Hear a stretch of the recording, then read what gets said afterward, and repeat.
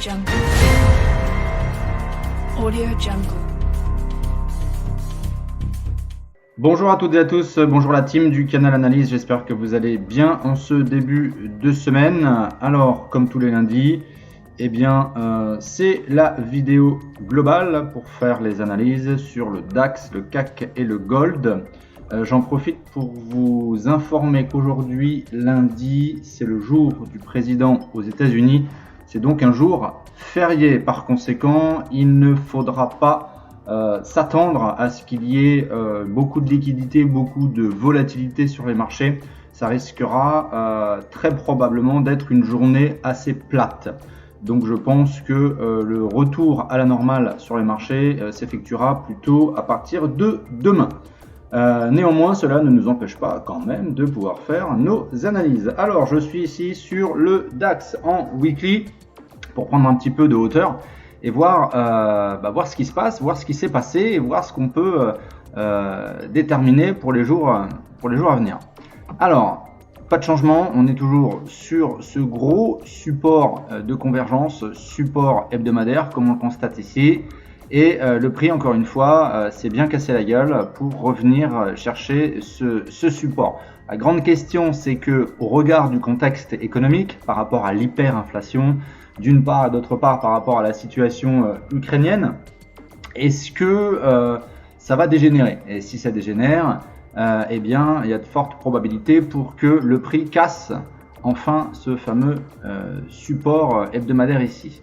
Cependant, moi ce que je note ici, c'est, regardez, toutes les fois où le prix est venu chercher ce support, mes indicateurs, notamment mon stochastique, étaient surachetés. Vous voyez, toute cette phase, voilà, toute cette séquence, le stochastique n'est pas descendu véritablement bien bas. De même pour mon RSI qui était toujours suracheté. Vous voyez, ça ne bougeait pas. Et là, aujourd'hui, on a une survente. On a un excès. Alors, si je regarde un petit peu dans le passé, les fois où on a eu des excès comme ça en weekly via les indicateurs, bon, là, bien sûr, 2020, c'était le crack. Et vous voyez, tac, c'est à partir d'ici qu'on a eu une survente. Donc, sur cette bougie-là. Donc, le crack était à sa fin. Et derrière, on a une formidable remontée haussière. Si je reviens un petit peu plus dans le passé, également ici, donc je regarde toujours en clôture de bougie. Là, c'est le début sur cette bougie baissière. Derrière, on a encore une prolongation de la baisse. Et bim, ça repart à la hausse formidablement. Si je reviens encore en arrière, on a également ici, donc là, on a quand même cette hausse qui n'est pas des moindres, puisque le prix aura offert 1500 points de hausse, donc sur 8 jours. Et puis, on a ici également, dans cette phase-là, on a un double bottom, le prix est remonté. Donc pareil, ici, il nous aura offert une belle amplitude de hausse, 2132 points. Et également ici, on a un excès, le prix est remonté en double bottom décalé, avant de poursuivre cette formidable, prodigieuse montée, rallye haussier. Donc là, c'est pareil, ici, hop, il nous aura offert 1835, et puis à partir du deuxième bottom, vous voyez, on est bien sur une zone ici mensuelle, bim, c'est reparti à la hausse. Donc voilà ce que je constate. Alors c'est vrai que le contexte est très fragile, par conséquent, ça impacte négativement sur les marchés boursiers, les indices, les actions, tout ça. Mais voilà, là on a l'indicateur ici qui est en excès sur une zone support, donc dans cette zone là. Donc un surveillé, va-t-il poursuivre sa baisse, le cours en fonction du contexte, parce que là pour le coup c'est le contexte qui drive là. L'hyperinflation d'une part et la situation ukrainienne. Donc là c'est ça qui drive. Donc est-ce que ça va creuser un nouveau plus bas? Ok. Parce qu'il peut très bien être en excès et puis prolonger comme ça encore pendant plusieurs jours, voire quelques semaines.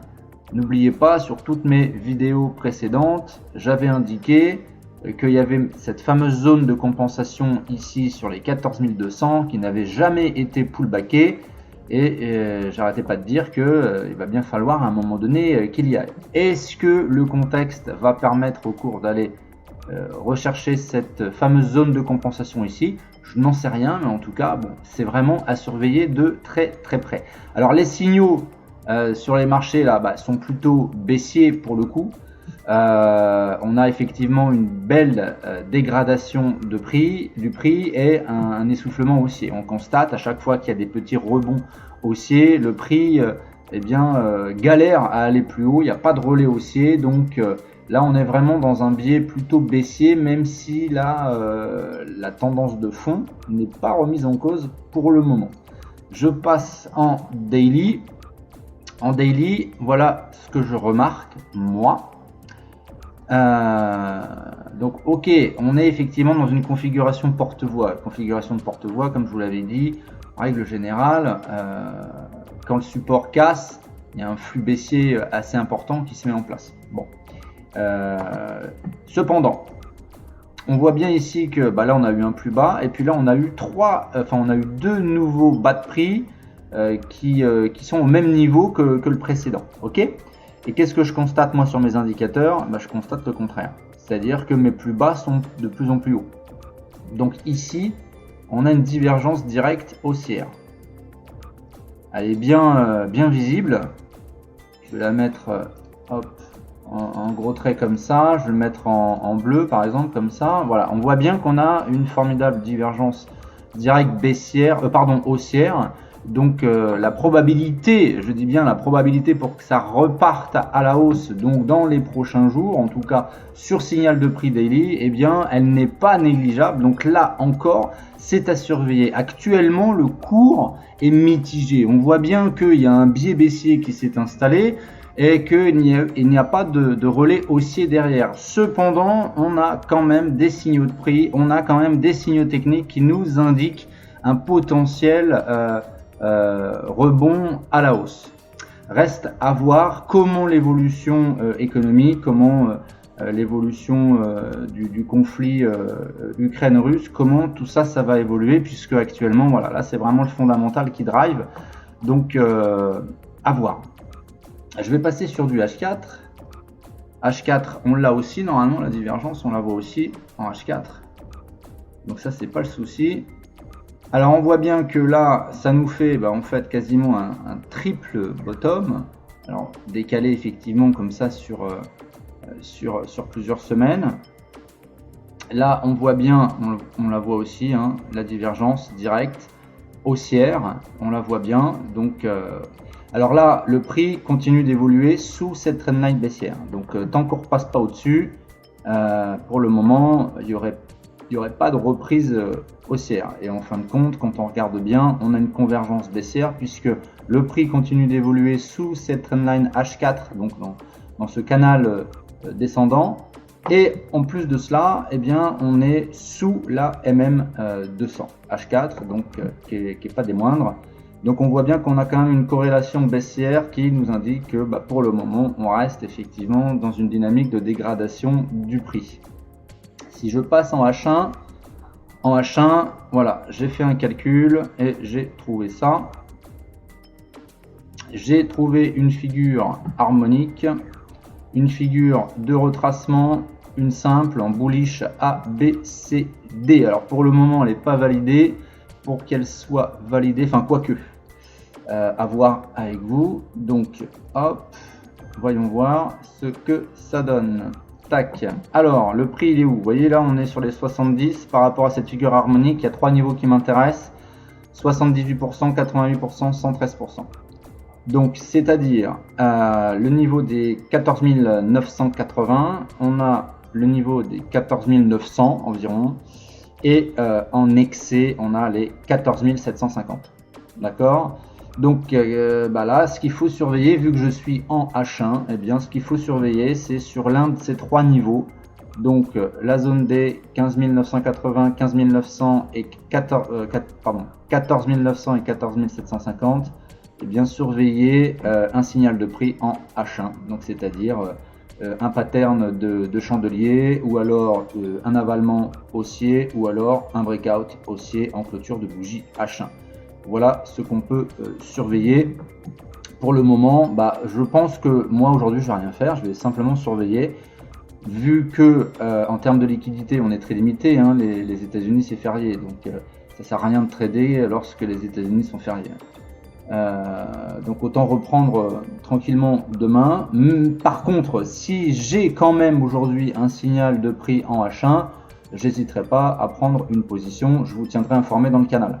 Mais pour le moment, il n'y a rien à faire, c'est pas terrible. En tout cas, voilà ce que j'envisage pour le DAX, c'est-à-dire là sur du court terme, attendre un signal haussier en H1 par rapport à cette figure harmonique, d'autant qu'on est bien dans cette zone de support en convergence avec l'un de mes trois niveaux ici, 78, 88 ou 113%. Évidemment, les 113%, ce serait vraiment le point optimal d'achat, bien sûr, sur signal. Là, je préfère prendre toutes mes précautions parce que si le prix arrive jusqu'ici, ça veut dire qu'un flux baissier important s'est installé. Donc là, il faudrait vraiment faire attention. Rien ne nous empêche d'acheter sur signal de prix M15, mais pas en dessous. M15 pour les plus agressifs et H1 pour les plus sécuritaires. Voilà. Après, à surveiller sur des plus grandes unités de temps, voir si vraiment ce niveau-là casse donc en clôture de séance, c'est-à-dire en clôture journalière. Alors pas aujourd'hui, parce que je vous dis aujourd'hui on n'est pas sur un marché qui reflète la réalité de ce qu'il peut donner. Donc on va attendre demain tranquillement, voir ce qui se passe demain. Et le CAC, le CAC c'est la même chose. Le CAC, j'ai trouvé une figure bullish Max Gartley, voilà. Donc c'est pareil, hein, on est dans la même configuration sur le CAC. On est sur un support important, voir si celui-ci casse. En tout cas, en H1, j'ai cette figure. Et là, qu'est-ce qu'il faut surveiller sur cette figure? Eh bien, on va surveiller, alors déjà les 61%. C'est-à-dire que si le prix arrive jusqu'ici, il va y aller. 6860 dans cette zone-là, eh bien, il y a une forte probabilité de réaction. Il y a toujours une réaction sur le niveau des 61%. Ce qu'il faudra vraiment surveiller, c'est s'il y a une cassure en clôture de bougie H1 sur ce niveau-là. Parce que si c'est le cas, eh bien, moi, ce que je vais surveiller, c'est là encore les 78, les 88 et les 113% de ma figure harmonique, puisqu'on est sur une figure ici de retracement. Donc, premier niveau d'achat sur le CAC à 6815, deuxième niveau d'achat à 6785, troisième niveau d'achat à 6720. Là encore, on fera attention lorsque le prix arrivera, s'il y va, dans ces zones-là, eh bien, on surveillera un signal de prix H1 pour les plus sécuritaires, M15 pour les plus agressifs. Voilà, je ne rentrerai pas en position sur une simple anticipation, je rentrerai uniquement si le prix arrive sur l'un des trois niveaux et qu'il me donne un signal de prix. Après, voilà, on pourra aussi surveiller le niveau des 6860 puisque on est sur les 61%, voir s'il n'y a pas là aussi un signal de prix. On pourra potentiellement acheter ici et aller chercher une amplitude assez intéressante. Mais pour le moment, il n'y a rien de décisif puisque le prix est mitigé et qu'on est lundi et que c'est férié aux USA. Donc voilà, on est toujours là aussi, donc vous voyez même en H1, hein, on est sous la MM200, donc on est effectivement là aussi sur un biais bien dégradé en termes de prix. Les tendances haussières ne sont pas remises en cause, mais il y a quand même une belle dégradation là et un essoufflement du flux haussier sur les indices, quels qu'ils soient en plus. Donc voilà pour les indices, je vais passer sur l'or. Hop.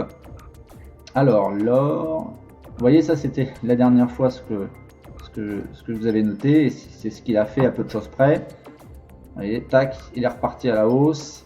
Il est redescendu, alors pas vraiment jusqu'ici, mais il est redescendu jusqu'ici, remonté. Il n'a pas fait de pullback par contre. Et après, il est remonté. Donc là, il est parti sur une superbe impulsion. Il n'y a pas eu de pullback. Et donc, pour le moment, elle est là et on voit bien que le niveau a été atteint. Voilà. Donc là, c'était pour effectivement des zones de vente sur l'or.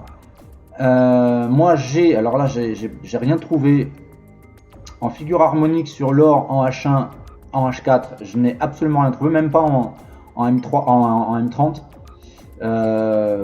Les rapports sont pas assez précis. On reste approximatif, donc moi, si c'est approximatif, les figures harmoniques, je les calcule pas. Si je dois m'attendre à un rapport de proportionnalité de 1 et que je tombe à 0,8, pour moi, c'est pas bon. Donc c'est 1 ou c'est rien. Donc voilà, néanmoins, j'ai quand même une figure harmonique en daily sur l'or. C'est une figure pour le moment de retracement XABCD bearish total. Donc voilà ici. Donc là, vous voyez, sur cette trendline baissière ici, daily, paf, on a eu enfin la cassure, on a eu enfin un flux qui s'est installé. Le flux haussier que je surveillais et que j'attendais depuis un petit moment, hein, je vous en avais fait part dans mes dernières vidéos. Et donc ça y est, bim, il l'a fait.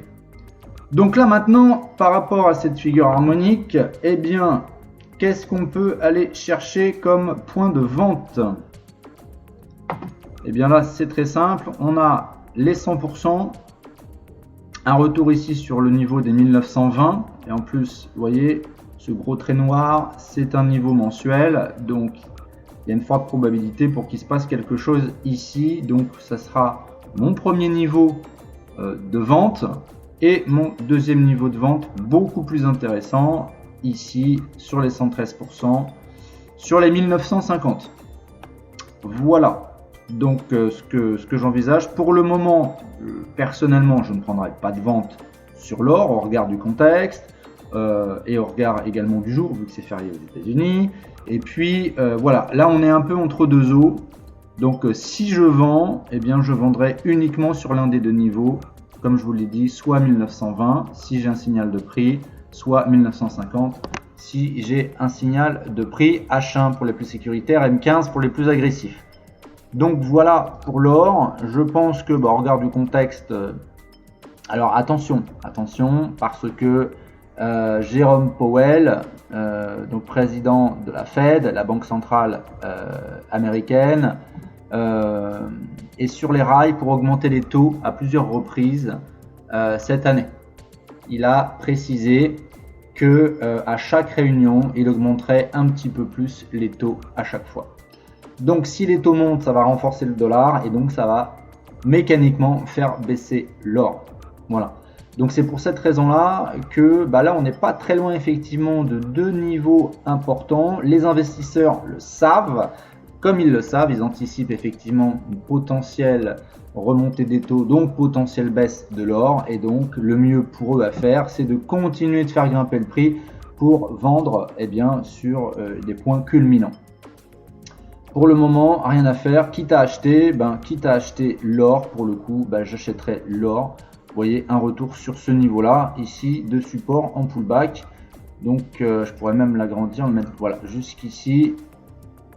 1880, il y a un potentiel d'achat intéressant dans cette zone-là. Donc là, on est entre 1865 et 1880. Sur signal de prix, là encore, M15 c'est possible, on sécurise rapidement, comme je vous l'ai déjà appris à plusieurs reprises, je vous le répète encore, quand c'est comme ça, quand on a des flux importants, alors là, on est dans le sens de la tendance, donc effectivement, si un pullback et qu'on achète, j'ai envie de dire, le risque il est moindre que si on vendait maintenant.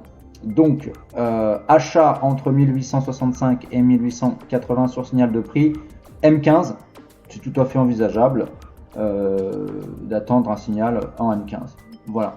Donc maintenant, ce qu'on va devoir faire sur l'or, c'est surveiller ces deux niveaux 1920-1950 pour choper une vente et bien sûr surveiller les réunions de la Fed par rapport au taux directeur. Voilà, écoutez, il n'y a pas plus de choses à en dire sur ce point. Qu'est-ce que je pourrais vous dire Ah oui, une masterclass est en cours d'élaboration. Elle est terminée, il n'y a plus qu'à valider. Masterclass sur le titre, c'est booster ses performances en trading grâce aux flux et aux indicateurs techniques.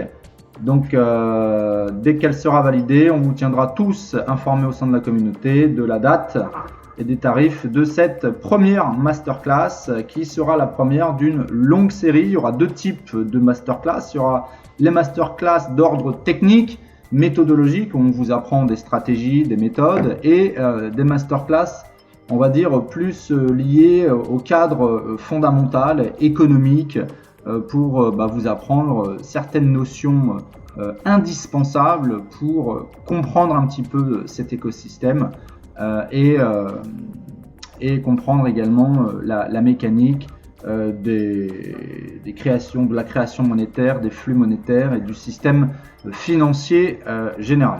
Voilà. Si vous avez des questions, les amis, n'hésitez pas à me solliciter. Vous savez où me trouver.